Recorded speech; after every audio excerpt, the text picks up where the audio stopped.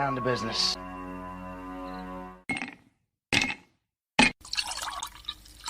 When he drinks, he thinks. That's the nectar of the gods, baby. Hello, everyone, and welcome to the #1 liquid-fueled, liquid-lubricated show on the interwebs. This is the Whiskey Musings broadcast, and I am your slightly running behind host, Rick. I say I'm slightly running behind because I actually went and was setting up the Rumble stream. So Rumble, you guys are unfortunately not going to be on just yet. Let me get this going here real quick while I'm, for whatever reason, just so everybody knows. Wow, that is weird. Okay, well, Rumble apparently is not going to get this. That's bad. That is just bad. Well, all right. We'll move on without it. Unfortunately, I'll have to post to Rumble later. Because for some reason it's got me streaming on the 14th, not the 13th, even though today is the 13th. So that's just really bad. Sorry, Rumble people. And unfortunately, that's my favorite streaming outlet. Although YouTube's pretty good too. Anyway. All right, moving on. So tonight I actually had a issue, or had a conversation, I should say, multiple times with somebody who is he is real. Okay, he is real, but I got to kind of set up a little bit about where he comes from. He's a listener of mine. He listens to the program. Unfortunately, he does listen on Rumble, which is kind of sad that this isn't going to be live. But the thing is that he asked me a question because I've made some comments, and I'll get further into this. You'll get it all cleared in just a couple of minutes. But outside of that, I also have, I have a couple of things going on. It's been a couple of weeks. I had some issues, technical issues. We've hopefully gotten those taken care of, from what I can tell from my stream monitoring setup, that yes, it has been somewhat taken care of. I'm trying to get myself into the frame here. So anyway, but lots of stuff happening this week in terms of current events. A lot of stuff. But before I get into that, let me just go ahead and hit one of my personal favorite people for the Institute on the Constitution. This is a learning program, and I am an affiliate with them. And so let me just go ahead and get this out of the way here. The Institute on the Constitution was established in 2004 as a 501c3 nonprofit with one mission: to restore the constitutional republic through grassroots education. All courses and materials are developed using primary source documents and taught from the American view of law and government, as defined in the Declaration of Independence, in the following 3 key points. 1, there is a God. 2, our rights come from him. And 3, the purpose of civil government is to secure and protect our God-given rights. The IOTC offers the opportunity to educate yourself on our most precious founding document, the Constitution of the United States. They also provide tools to educate your family and get involved with local government. Start by taking their free U.S. Constitution course and go from there. Use my affiliate link, theamericanview.com, theamericanview.com/# Whiskey Musings, all one word, all lowercase, to sign up. And while you're there, take a moment to look through their other course materials and information.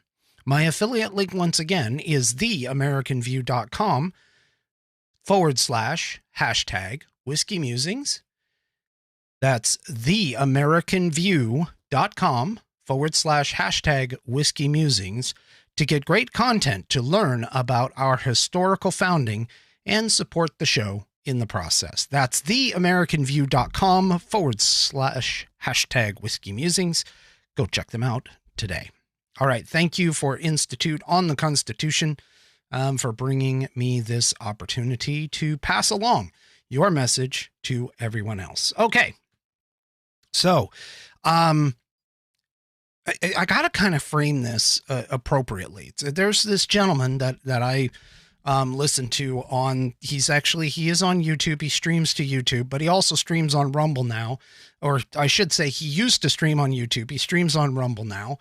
He also streams to Facebook and to Instagram, but I don't have Instagram, so I don't watch Instagram for him. But he is a gentleman that it's okay. I'm just all discombobulated. 1 week off and I'm just killed. Okay. So this gentleman it's called the Mark Kaye Show. It's a public talk show out of Jacksonville, Florida. And he transmits to several radio stations. He took some of the load off of when Rush Limbaugh passed. And you have the Mark Kaye Show. You have like Dan Bongino. You probably have, a few others that all had to do the heavy lifting once Rush passed. And, he's a Canadian who has come here to the United States, been naturalized. He's done it all properly. So he is an American citizen now. And he's a conservative talk show host. And one of the things that, we get into is if you're on Rumble, you can go to Rumble, you can expose yourself into a chat. I mean, Rumble is the alternative to YouTube. YouTube has chats as well. And basically what is occurring essentially is, that I've gotten to know a couple of people within the chat. And one of them, I'm not going to say his full screen name, but his screen name, he does have the word buddy in it. And, this gentleman, we've kind of tossed a few things back and forth, different ideas, whenever topics have come up. And one of the topics that I hit on was discussing what's called a parallel economy. Now, he didn't really, I got the feeling that he didn't really understand what I exactly meant. So buddy, this episode is 100% for you. At least insofar as I run out of the explanation for the parallel economy and move on to something else. But anyway, so before I get into that though, now that I've kind of given the background, before I get into that, I'm going to go ahead and do my This Day in American History segment. So let's go ahead and do that.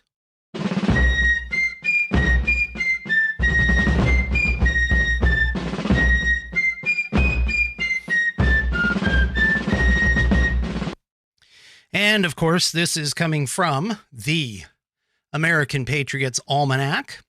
And also it's fitting because we just passed not only the 246th birthday of the Marine Corps, but we also passed Veterans Day as well. And this particular, I got to get the spectacles on. And this particular day on the 13th, we talk about the Vietnam Veterans Memorial in Washington, D.C. It was dedicated on November 13th of 1982. It honors American men and women who served in a long and controversial war. The main part of the memorial consists of a polished black granite wall that bears the names of more than 58,000 Americans who died in the war or who are listed as missing in action. Every day, visitors leave flowers, pictures, and notes for loved ones lost in Vietnam. Many people make pencil rubbings of the name of someone special. During a visit to the wall, as it is known, President Ronald Reagan, my favorite, said this: "The memorial reflects as a mirror reflects, so that when you find the name you're searching for, you find it in your own reflection. And as you touch it from certain angles, you're touching too the reflection of the Washington Monument or the chair in which the great Abe Lincoln sits. Those who fought in Vietnam are part of us, part of our history. They reflected the best in us. No number of wreaths, no amount of music and memorializing will ever do them justice, but it is good for us that we honor them and their sacrifice. And it's good that we do it in the reflected glow of the enduring symbols of our republic.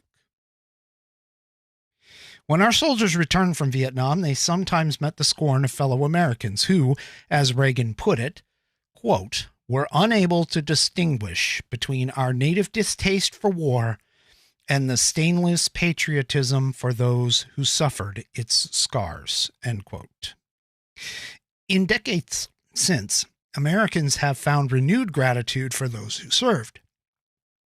The Vietnam Memorial is a place to remember the price of war and honor those who have answered the call for their country.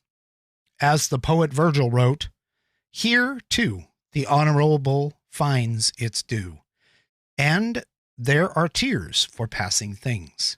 Here, too, things mortal touch the mind." And that's today in American history, was the commissioning of the Vietnam Memorial, otherwise known as the Wall in Washington, D.C.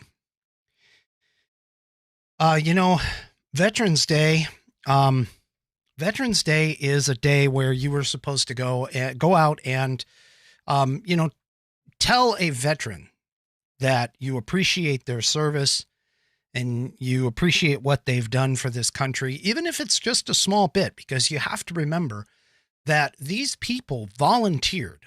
I mean, we are one of the countries that has a 100% all volunteer army. Everybody who is in that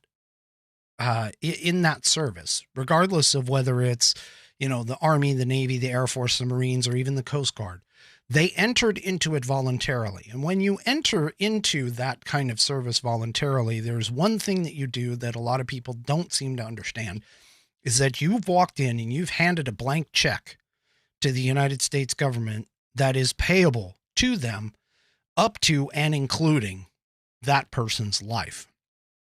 And it's a big responsibility. It's a big thing for those of us who have served and for those who are going to serve and are serving now. It is a big responsibility. You don't understand exactly what you're getting into until you're actually over there. But it's a huge responsibility, and it's a huge price sometimes that you have to pay. And Memorial Day is for those that have paid the ultimate price. Veterans Day are for those who have gone, done their time, and have gotten out. And Armed Forces Day is for the people who are still serving. So I hope that you went out on Veterans Day, and if you know a veteran, or at least were around a veteran, that you said thank you for their service. Now, let's move on. So, Buddy, as I'll call him, he went ahead and he asked me about this whole thing about a parallel economy. What is a parallel economy? And if you follow Dan Bongino, if you're on Gab as an example, Andrew Torba has talked about Gab. In particular, Andrew Torba has, who is the creator of Gab, he is very vocal about his positions, and he has had times where he's gotten a little overboard for me, but hey, you know what? We're in America. That's his viewpoints. But one of the things that we talk about, I mean, a lot of people have talked about cancel culture, and cancel culture basically means that if a business or an organization does something that a certain sect of our society does not like, they go ahead and they boycott them. And in a way, okay, a parallel economy could be considered a boycott. But here's the thing. A parallel economy basically means, at least in my mind and the way that I'm thinking about it, is that we need to go out and we need to support these companies, these organizations, these business owners who are doing things that are falling within what we believe as the right thing. And in today's day and age, that has to deal with things like supporting supporting conservative causes, supporting conservative values, In the case of government tyranny, the ones that are standing up to those government tyranny situations and that are keeping their businesses open, that are standing up for the police officers and the firefighters, because that's the right thing to do. And I'm not talking about just right as in right of center. I'm talking about right being the right thing to do. It is the correct thing to do. I mean, as far as like the police officers and the firefighters are concerned, they're no different realistically than a soldier, except that they actually have real dangers that they do go into every day.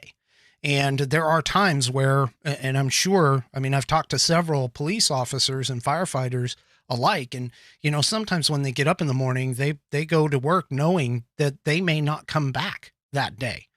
And they do that on a sacrifice basis. They do that as a self-serving sacrifice to serve the general American public. So no offense, but how can you not get behind somebody like that? They are willing to stand up and give their life for somebody else's. And that is the ultimate gift that anyone can actually give. And so we need to start supporting those businesses that support those that do those things.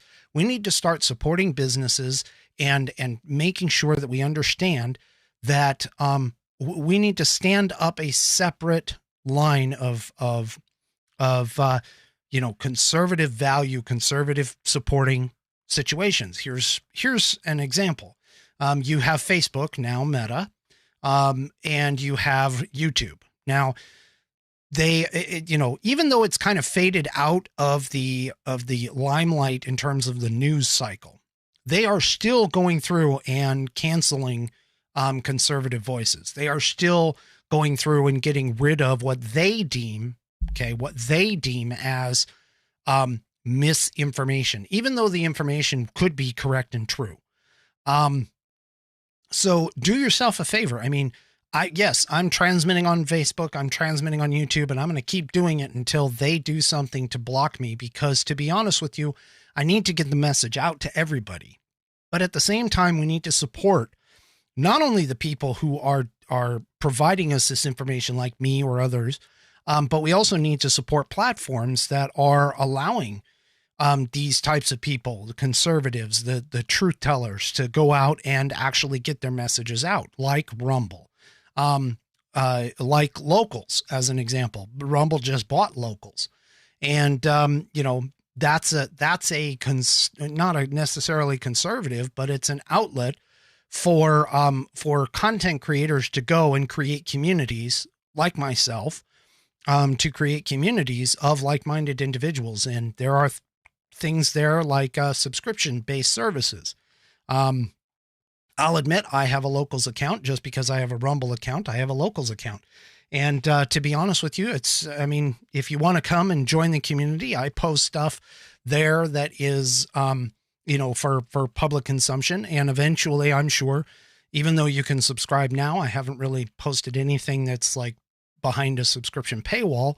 But eventually, I feel like what I'm going to be doing is putting in, behind the scenes looks into the show, into what I do, that kind of stuff. Dan Bongino's there, and I like Dan Bongino a lot. And he does stuff. So subscription-based services may be the future, may be the way to go. Same thing goes with like media. For an example, the Daily Wire has put out and made absolutely no bones that they are suing the Biden administration for this arguably unconstitutional vaccine mandate. And they're doing it because of the fact that not that they're anti-vax. So this is part of the thing where some people get into anti-vax versus those that are anti-mandate. Now, I personally am up to the freedom of choice. I think a lot of people are. As an example, Dan Bongino and Ben Shapiro both have gotten their vaccines. Both of them have said straight up, they have said that if you decide after having a conversation with your doctor that you do not want the vaccine or cannot get the vaccine for whatever medical reason, that's perfectly fine. The part that they draw the line at, which I am also as a part of it, is the fact that having the government try to tell you, regardless of your situation, whether it's a religious reason, which is part of the First Amendment, or whether it's a medical reason, or any other kind of reason, to force you to have to take a shot that arguably is still experimental and will be experimental for at least the next year, and that kind of thing, to have somebody go and mandate that, who is not part of your doctor, does not know you, does not know your medical history and that kind of stuff, and goes antithetical.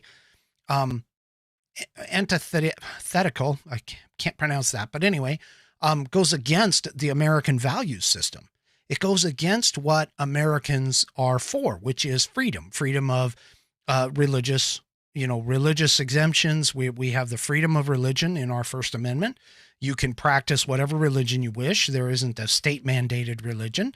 You can do it in however you want. You have freedom of speech. We have freedom of our own bodily autonomy. And this is basically what these people are doing for us. So one of the things, for an example with Daily Wire, is because of their vaccine mandate lawsuit that they filed, they are asking for subscribers. They're asking for people to subscribe, and they're actually giving you a discount at the same time. And this is all free promotion on their part. I have no affiliation with them other than, yes, I am a Daily Wire subscriber. I enjoy their content, and that's what I'm talking about in terms of a parallel economy. We need to be able to step forward and support the people that are supporting our values.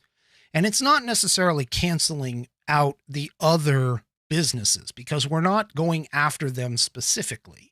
But we are supporting the businesses and organizations that share our values. And, this could even go so far, in some cases, as to, for an example, moving away from the state that you're living in. Maybe that's an opportunity that you might have, moving to another state that has more of people that politically align with your values, whether it's political or religious or whatever. There's several states that are all possibilities for people who are conservatives. You have Florida, you have Texas, you have, Idaho, you have, those are just three off the top of my head. I mean, you can just take a look, pretty much almost anything within the central part of the U.S. for the most part, with the exception of maybe Colorado or whatever. They're all part of it. And maybe that could be a part of it as well. But as far as like a parallel economy goes, the point that I'm trying to make with this is just that we need to start supporting these businesses that support your values, that support what it is that you're after. And I'm not saying that you're going to be able to get away from businesses that don't. For an example, there's a large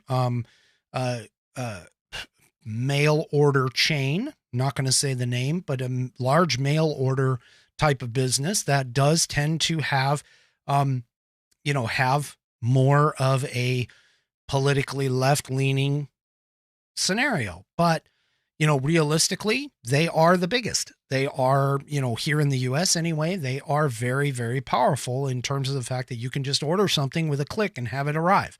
Maybe that's something that you cannot get away from. Maybe that is something that you absolutely have to have. Totally get it. It has nothing to do with whether or not you can't. I'm not expecting anyone, and I don't think anybody is really expecting anyone to just drop everything and, jump ship and go somewhere else. But we need to start supporting these businesses that are doing the things that we think are correct. And this even goes so far as to supporting local. Okay. So if you're around town and everything, and you know of a business that supports, like in the case of, for me, in the case of police officers, in the case of, they agree with, or they kind of disagree with the mask mandates, those kinds of things. It's those businesses that you should be putting your money toward. And we set up a parallel economy. Same thing goes with your social media. Maybe instead of using Facebook, you use something else. Now I'm using them because I just like to stick in my conservative thoughts into the values. Same thing with Twitter as an example. I've been spending a lot of time on Twitter for the past week. I went and have started to become a little more vocal on Twitter, on my Twitter account, my Whiskey Musings Twitter account. So, it's just those kinds of things. It's setting up this parallel system and making sure that these businesses understand that they are getting support, that they are being they're being noticed. That's what I'm talking about as far as a parallel economy. And it could even go so far as if you've never gotten into something like Bitcoin or Dogecoin or something like that, maybe you go and invest in those kinds of things. I can tell you, like Gab, as an example, they really, really, really push Bitcoin. Now, I'm not really much into the cryptocurrencies just yet. I'm a little older school. I'd rather have, money in my hands. But that being said, there is an advantage to those kinds of things. And I know that the U.S. government is actually looking at stuff, looking at possibly doing a digital currency moving forward. And there's even some mention of that in the Bible. It's been interpreted as, you're not going to need money anymore to be able to pay for things. And that's like one of the key indicators I've been told. I haven't looked and researched myself, but I've been told by some people that digital currency is one of the indicators of the second coming, and interpretation wise. So, realistically, when it comes to parallel economies, when it comes to setting up a parallel system, we have to start looking at carrying on with companies that back our values, that back conservative values, that back things like making sure that, American values are continued, that the Constitution is revered. Budweiser does a really good job with a lot of their patriotic commercials. They were born here in the U.S. They're a U.S.-based company, Anheuser-Busch. And so they back a lot of, American values-based type of systems and everything else. So whether you like their beer or not, maybe you buy them. I don't know. I don't care for beer. I mean, obviously I'm partial to whiskey. But it's those kinds of things that as you're making considerations for purchasing products and that type of stuff, maybe you start looking at, things that are more conservative value kind of things. If you can make the exchange, even if it pays, even if it's just a little more, a little more cost. I truly believe that cost is actually going to be well worth it in the long run. Same thing goes with anything, with any of these businesses and that are going quote woke or whatever. Again, we have as conservatives, we tend to appreciate and go for more of the live and let live kind of thing. And I'm telling you right now, this is no longer available anymore. I mean, we can't just sit here and say, live and let live. They are coming at us. It's kind of like that bully in the schoolyard that, you try to ignore them. And then all of a sudden, they're constantly hitting you. They're constantly beating you. They're constantly getting you in the corner. Eventually you're going to have to swing back. You're going to have to fight for yourself or get pummeled the entire way down. And honestly, that's kind of where we're at right now. I think, in my personal opinion, we're at the point now where if we don't start fighting back in ways that can make a difference, not just at the ballot box, but also in other places like voting with our money in terms of supporting those organizations that support values that you appreciate, and essentially creating this parallel economy in a arguably an artificial way, but creating this parallel economy. I don't think we're going to be anywhere moving forward on this, on what is essentially a culture war.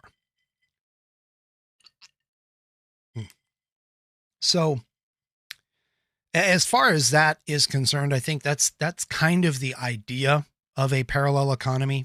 Um, you know, some people are, and we're not talking about, changing out the dollar and everything, although the dollar's really not doing all that well. But at least at this point, I mean, you maybe utilizing Bitcoin as an alternative currency, or Dogecoin or something like that might interest you. And if it is, go for it. I mean, if you can find places that do that, go for it. But, for an example, Stripe was canceling conservatives and conservative companies. They were taking that away. And so Dan Bongino has set up Align Pay, ALIGN Pay. And so rather than going and working with Stripe, maybe you can find a way to work with Align as an example. And it's just maybe taking a little extra time and researching some of these companies and getting them, giving them your business. Not so much canceling out the others because they're going to gather business or whatever, but just being a little more picky and choosy in terms of who you support and what businesses you support and the organizations that you support. And it even goes so far as to like the candidates that you support as well. There's a lot of candidates, a lot of people just kind of segueing into current events. We have 13 Republicans who sided with the Democrats on this $1.2 trillion spending bill, which, to be honest, they've been selling it to you as though this thing was already paid for. It's not. Our government runs off of a deficit spending system. We don't have money just banked away where something is already paid for. It doesn't work that way. We spend and we gain back in taxes what's been taken, which, speaking of taxes, I mean, the whole concept of taxing the rich, well, that's not happening anymore. There's been stories that have come out here recently that are showing that, the middle class, which has always been a subject of taxes, that the middle class is going to be the one to bear the brunt of the burden of this thing. And the $1.2 trillion, I mean, yeah, they're spending it now, but they're going to reap it down the road from our kids and our grandkids.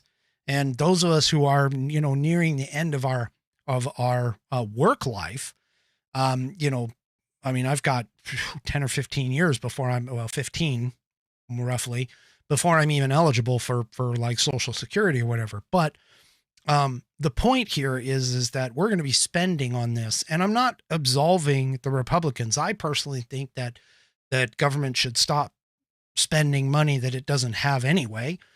We've kind of let it get out of control, and this has been a problem. And so I tend to back candidates when I can find them that are going to be fiscal conservatives, that are going to be looking at ways to stop spending at the government level. And that's just a way that I'm getting involved and I try to assist with in order to try and curb spending. But, don't fall into the trap where they tell you that it's already paid for. It's not even close. It's going to add to the deficit. You'll probably see it added to the deficit here in the next 4 or 5 years. And, the thing about it is we have short-term memory. We really do. And so it'll go ahead and get added to the deficit. And we're not even going to remember what it was for. It's just going to show up there. And then all of a sudden we're going to have to, add more taxes, in order to cover our spending. That's assuming that we don't bankrupt, anytime in the near future, which may be a possibility. I mean, I don't know about you, but if you've seen inflation going up, which originally it was supposed to be transitory, now it's not transitory anymore. It's now going to hang out. And in fact, they've even talked about it possibly hanging out till at least mid of 2022, if not into 2023. This is a problem with just being able to print money. I mentioned this before. I've mentioned it on the program before where, you can't just print or create something and have its value go up the more that you print or create. The more that you create of something, the less value it is on an individual basis. So essentially, if you start printing money just willy-nilly, then each individual dollar is actually worth less because there's more dollars. And when each individual dollar is worth less, that makes it to where you have to use more of those dollars in order to buy the things that you need. And what we're finding out now is that we're having supply chain problems. And the supply chain, this great, wonderful supply chain that we've, arguably we have gotten used to over the last several, decades, let's say, of this instant, just-in-time delivery kind of scenario. And now we have a worldwide pandemic that has arguably interrupted things. And now we're basically stuck because we don't have the products that we need from other sources. This was something arguably that Trump was talking about. We need to bring manufacturing back to America. And I tend to agree with him. This will help to avoid some of these things. It will help to avoid the supply chain issues. It will also provide working jobs for Americans. And I'll get behind somebody who wants to try and do that. But we've sacrificed, honestly, we've sacrificed the security for having things and goods and services made in America and having them cost more with the less price or less cost scenario. And by shipping them overseas and having someone overseas make it and ship it back, it's actually turned into a bit of a problem. And we're now reaping that benefit. I'm using it as a term, benefit, but we're actually reaping what we've sown with the idea that, we offshore everything. And this is not a good situation for us to be in. But I'm not much of an economist. I mean, I only know basic economics 101. Even then it's sort of touchy, but I can tell you this, I, just like everybody else, I have to work within a budget. Every American family that's out there who is worth their salt is budgeting their money. You budget so much to go to certain things like groceries and house payment or car payment or, any place that you owe. And then you have, medical bills, and you have all these different things, all these different places that you can send your money. But we all work within a budget because unlike government, we can't just magically print money. Well, that's part of the problem, is that the government and the people that are running it, especially now, feel like they can just print money, and the money itself is going to be, the savior for all of them. And what they don't understand is that they're making, since we left the gold standard, they're just printing it on whatever cotton sheets of paper that we have, and they're just creating money out of thin air. There's nothing to back it. And this is part of the problem. You have something that is of little value other than what it represents. And when you don't have anything that it represents anymore, it no longer is of any value. We've seen it with the Confederate money back in the after the Civil War days. We've seen it with Venezuela. We've seen it with other countries across the world where people, and even during the Great Depression, people were bringing in wheelbarrows full of money in order to pay for just a single loaf of bread.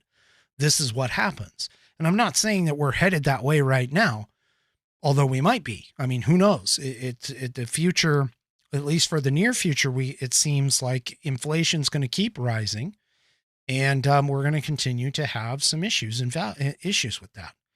Part of that has to deal with the fact that we have a government that has bought into a situation and made fear-mongering their campaign. And by fear-mongering, I'm talking about COVID-19. Straight up, just to be 100%, COVID-19 exists. Okay? You can get sick. You can get very sick. You can die. That's the fact of the matter. You can also die from very many other viruses that are out there as well. The problem here is that when you pay people to stay home, when you pay people to not go to work, when you mandate those that are willing to go to work and take that risk to go to work, and you mandate something that they may not be appreciative of, that's when you start having some other issues. When you put on rules and regulations, I went through this in an earlier episode. I can't remember what number, but it had to deal with California and the supply chain crisis. You have truckers that are not going into to California because California put on a bunch of restrictions that arguably are irrelevant in the grand scheme of things and are only serving to hurt the trucking industry and the shipping industry and everything else. And it's those kinds of decisions that our government is making that honestly are causing a lot of these issues. They're causing a lot of these problems in and of themselves by doing some of the things that they're doing. Now, as far as the vaccine mandate goes, I mean, the whole concept that Biden put in play is he said, you know what? I'm going to make OSHA take care of this. And so OSHA was supposed to come out with this rule, and it took them 2 months to put together this rule. And then this rule that came out, it was not going to be implemented until after the first of the year, but yet it was thrown in under an emergency, just like the vaccines, under an emergency situation. It had to get implemented right away, but yet they stalled the implementation until after the first of the year. And the reason they did that is because they didn't want people walking off the job and potential issues for things like the holidays. Well, unfortunately, some of that has backfired on them a little bit. There are several organizations that have had numerous people walk out already, and organizations that in anticipation of the OSHA rule have gone and mandated these vaccines. And the thing about it is that, you know, once they've mandated these vaccines, they've taken it into their rule or their control that basically says that, hey, we're going to make it so that you can't work. Well, a lot of people said, you know what? Fine, we're not going to work. And so that's exacerbating the situation. Well, the good news is just in the last couple of weeks, somebody took them to court. This is arguably, I think you could say this is arguably unconstitutional. There are some Supreme Court cases, I think a total of 3. I only know of one in particular, one in 1905, where a state mandated a vaccine for schools, I think it was. And the Supreme Court basically said, oh, well, you have to have an opt-out, and here's the fine, here's the fee. So, you know, as far as whether or not this particular one is, you know, constitutional in that sense, I don't know. I'm watching the trial, but I can tell you this much: the Fifth Circuit Court of Appeals did issue a stay on the OSHA mandate, at least until the court process has taken full effect. But what's interesting about it is they did say specifically, that there are grave constitutional concerns with this, with OSHA basically doing the bidding of the government. And I think the biggest piece out of that is just to understand that OSHA may be a government entity, but they do not have the same constitutional power that Congress does. Now, Congress did grant OSHA a certain piece of their authority for things like workplace accidents and that kind of stuff. But this isn't something that applies just to the workplace. And I think this is where some of the nuances in terms of the legalese of this situation are going to come into play. You have OSHA basically telling people that, hey, this is of grave danger, which if you look at the statistics and you look at the real statistics, it really isn't of a grave danger for a good predominant number of working class people. Now, the people that have had problems are age 65 or better. I've mentioned this on this show multiple times, is that 65 and better, absolutely, this is a risk to you. Anyone 50 or better, you're at a higher risk, but anyone under the age of 50 or 40, let's just call it down the number, anyone under 40 and of reasonable good health, you're not going to necessarily have a problem with this thing. And that's what the statistics are showing. That's what they're lining out. And especially you're not going to have a problem, you know, honestly, if you've already taken the vaccine. If you've had the vaccine, you should be done. Shouldn't have to worry about it anymore. But the problem is that you have the mainstream media and even the government basically saying that, hey, we need you to be fearful of this thing. This eventually, honestly, in my opinion, is going to end up being a lot like the flu. It's going to come back every year. We're going to keep having, challenges with it. We're even going to have people die from it. We have people die from the flu quite often, especially in that older age group, 75 plus, 85 plus, that already have some pre-existing conditions and issues. Pneumonia can do the exact same thing to both kids as well as older people. So, and pneumonia, there's no vaccine for. You don't have a vaccine for pneumonia. But this stuff, this eventually has to abate. This has to go away. And the whole idea that masks, there's evidence that show that masks are not as effective as what everybody thought. There's evidence that shows that they have a slight to moderate effect, maybe, but there's not enough evidence to 100% say for certain that every single kind of mask that's out there is actually going to work. The reality is the N95 mask is I think the lowest mask that everybody, if you're really in that point, everybody should be using, but they're not. You're seeing cloth masks, you're seeing paper masks, you're seeing that kind of stuff. And so those are being shown to be not quite as effective.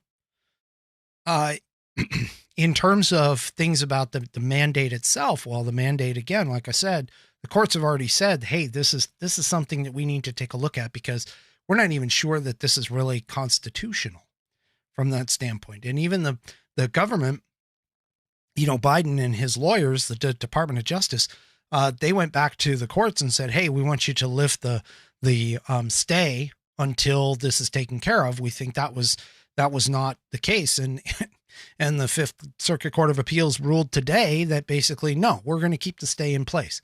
There are some serious issues with this mandate. And honestly, that's kind of where it should be, is it should sit within the courts. The courts should be making these choices. Whether or not the governors have issues or have problems depends on the state constitutions for every single state.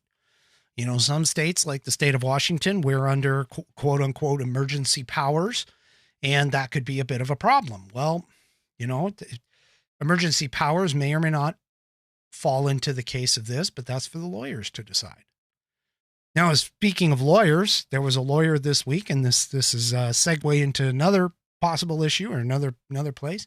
There was a lawyer that really kind of, wow. I mean, he sort of stepped on himself, to be honest with you.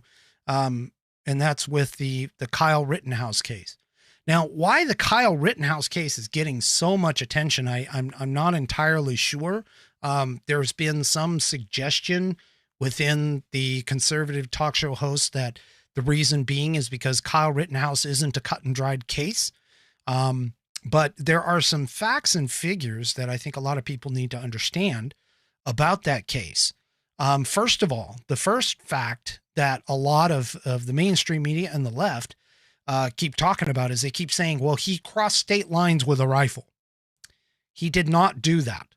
The rifle never left Wisconsin. In fact, it never left Kenosha City, as far as I'm aware, Kenosha, or at least the county that Kenosha is in. He went to Kenosha and then was given the rifle. Okay. So, the whole narrative that he crossed state lines with the rifle, no, he didn't. Did he cross state lines? Well, yeah, absolutely. He lives in a town that's in Illinois and he works in Kenosha. So he drives 30 minutes down the road and he crosses the state line. So yes, he crossed state lines, but the rifle did not. The rifle was acquired and stayed within Wisconsin. And this is a narrative that the left are going to try. They keep pushing. They keep pushing on this. Another thing is that he shot and killed or murdered. That's the terminology that they're using. He murdered, those people. Well, no, he actually didn't. And the defense have shown, even one of the prosecution's witness on the stand basically said he did not engage me. In other words, he did not fire at me until I pointed my pistol at him. Well, that right there is the very definition of self-defense. So, unfortunately, even though the prosecutor, that was a prosecutorial witness, they basically blew it out of the water. Now, the funny thing about it is that gentleman, and I can't even pronounce his name, but he went on to a couple of television shows, left-wing television shows after his testimony. And he stated on those television shows that no, I didn't point a pistol at him. So, the question becomes, okay, if that's the case, then did you perjure yourself on the stand? Perjury is a big thing. That's basically lying to the court when you're under oath on the stand. And so if what he is telling the news outlets is true, then he perjured himself on the stand when he said that, when he basically answered the lawyer's question, because the lawyer specifically asked him, so he did not engage you until you pointed your pistol at him. The witness said, correct. So, either he perjured himself on the stand, or, and he did it, on purpose or whatever, who knows, or he's lying to the news media. But the news media are basically going to make that out as though he, yes, this guy, he went and killed or shot me. He's the guy that the paramedic guy that got shot in the arm. A couple of other things that came out at trial that I didn't know was the one gentleman who did die, one of the two that did die, who attacked Kyle Rittenhouse with a skateboard. According to the testimony, he actually hit Kyle twice before Kyle shot him. So, video evidence shows that he got hit in the head with a skateboard twice before he shot. So, for all intents and purposes, this kid at 17, he's now 18, but at 17 at the time, he exercised what I would say is considerable restraint, in using that rifle in the capacity that he did. So another narrative that's kind of out there, I mean, a lot of people talk about Kyle being a white supremacist. He has, just like in the Chauvin trial, not a single thing has come out in the trial or in the facts about him being a racist. Okay. So let's just dispel that rumor right now. He is not, he's not part of a militia group. He never has been. There's no evidence to support that. There's no evidence to support that he's a racist. And what's even worse is the fact that the people that he shot, the 3 people that he did shoot, were all white. They were all Caucasian, every single one of them. One of them just happened to be an accused child molester who should not have had his weapon. He shouldn't have even been carrying the pistol. But he was. And so he obviously, yes, he paid with his life. But he obviously would have been, under criminal complaint probably at the end, if he had survived the incident. Another thing that they are talking about is the fact that a lot of people don't understand that because of the way that the media has framed the narrative is that Kyle shot 3 persons of color. And again, like I just stated, all 3 of them were white. The situation essentially was white people on white people. So there wasn't this idea of any kind of racist undertone under it. These are some of the things that the facts of the case that have come out during trial that not a lot of the news media outlets are actually putting out there.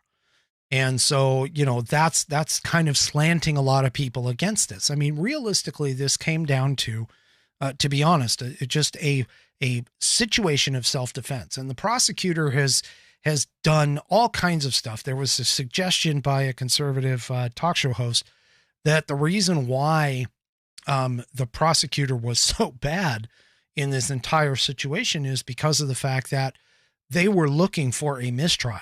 And if you watched any of the clips coming out of the trial, there were a few times where the judge got really, really angry and was, all over the prosecutor for what essentially amounted to prosecutorial misconduct. for this thing to actually hit the jury, I think is a testament to the judge's composure, even though he lost it a few times, but the judge's composure, because the judge, could have done a mistrial on at a lot of points.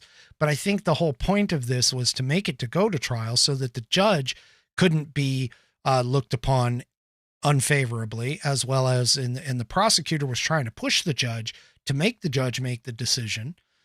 This is supposition, of course, but I don't know. It's just, it's a bad deal all around. And for so many people to have taken the idea that this kid, went out and purposely went to go murder these people, I think is an asinine statement. I don't know of anybody who is of, average,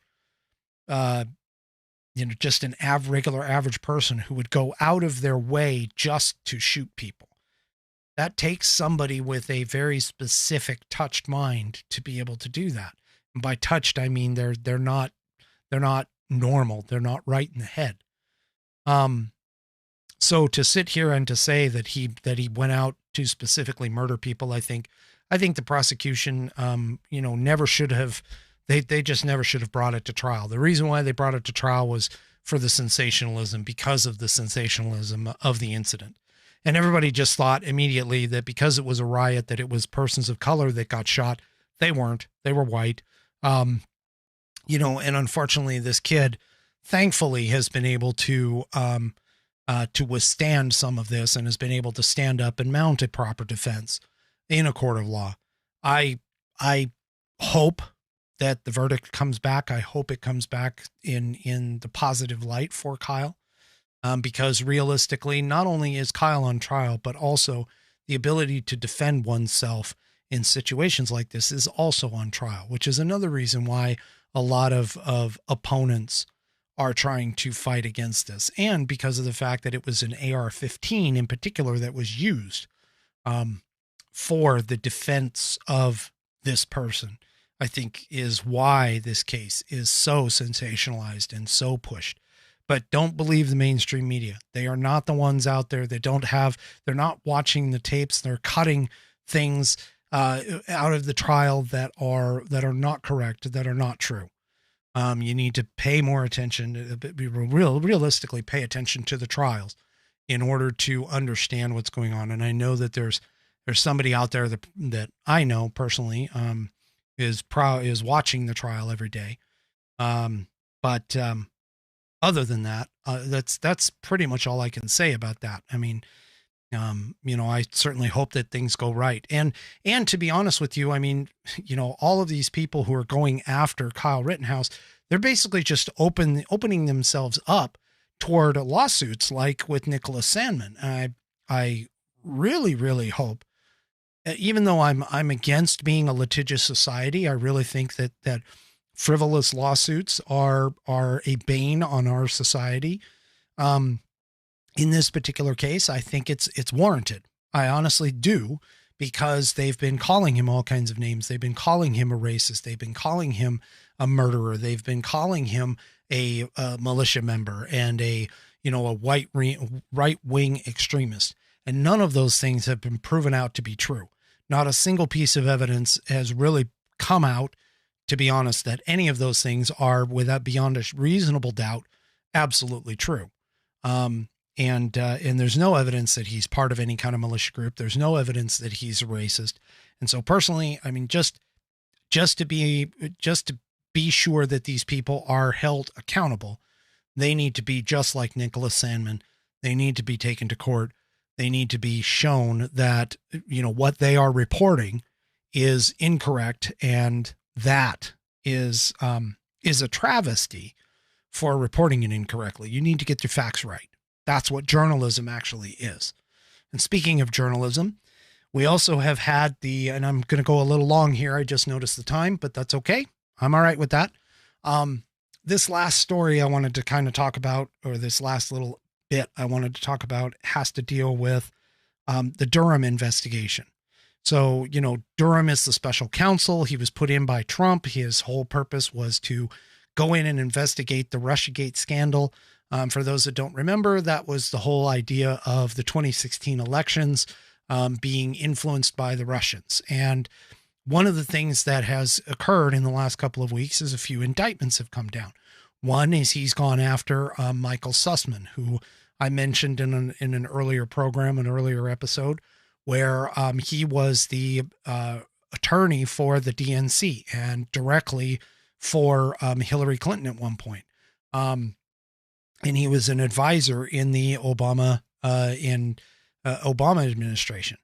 And, so he went after Michael Sussman, and then after Michael Sussman, then he went off to after the supposed source for the Steele dossier, which outlined this communication between Trump and Russia, which outlined the whole idea of, for an example, the PP tape hoax, which essentially was where they accused Donald Trump of paying Russian hookers to pee on a bed that was supposedly slept in by Barack Obama. That's all false. And now we're coming to find out that the Steele dossier, this gentleman who's been indicted, is actually being indicted for lying on that dossier, for lying about the subject of that dossier. And he's now been brought up or he's been indicted on those charges. So it's going to be kind of interesting to watch this. But the funny thing about it is that after that was released, you actually now see some of the more, and I'm going to say more integrity-driven news organizations like the Washington Post, who are now starting to retract pieces and parts of their stories about the Steele dossier, because the Steele dossier has now since been debunked. Now, the funny thing about this is that most of the time, whenever a news organization issues a retraction or issues a correction, they usually do it very quietly. They usually don't draw attention to it. If it's in the paper, it's actually written really small. It may be on on a page that not too many people read. Those kinds of things. They say, well, we issued a retraction.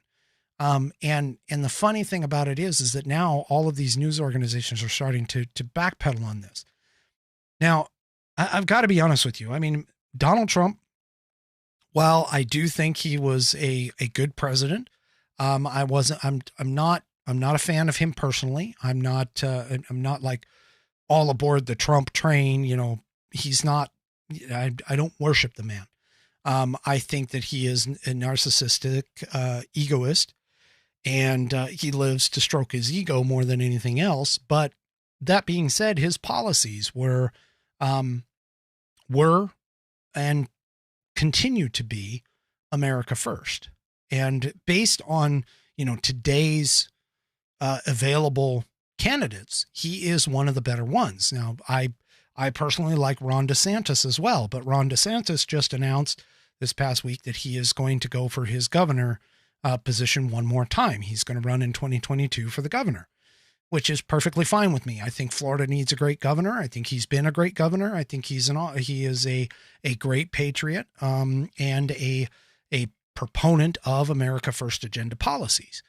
That being said, would I vote for Trump again, given the opportunity? Well, it depends on who was there. But the fact of the matter is that Trump seems to be having a winning streak that a lot of people don't seem to understand. He's won on a lot of different things. He's won on his cases, his lawsuits. He's won on the PP hoax. He's won on this Russiagate dossier. He's been winning and proving everybody wrong, because honestly, the truth will prevail. And he has been on the correct side of these things. He was indicted, tried to be impeached, and you have people like Adam Schiff, California House of Representatives person, who has been pushing and pushing and pushing and saying the Steele dossier was the truth.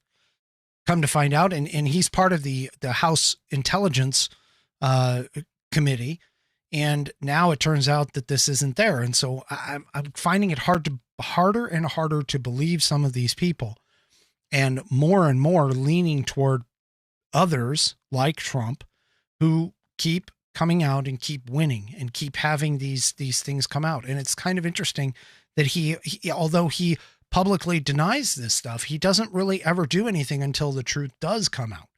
If you haven't noticed that, that's something amazing. Whereas you have, for an example, you have Biden, who and Hunter, his son, who's been, demonstrated as having a laptop that had all kinds of incriminating evidence on it, but that has totally disappeared.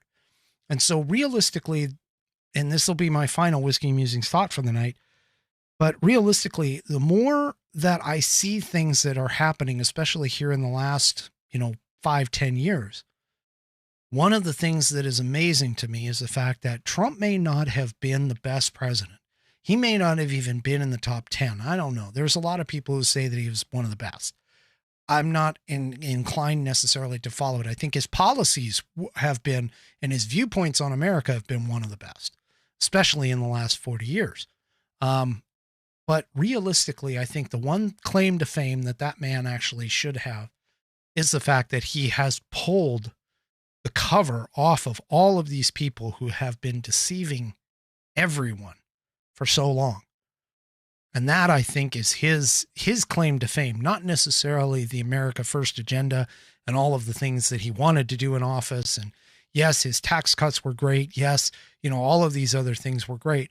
But I think his claim to fame is the fact that he basically made the media a laughingstock, and he made several people who are attached to the media or who depend upon the media a complete laughingstock as well.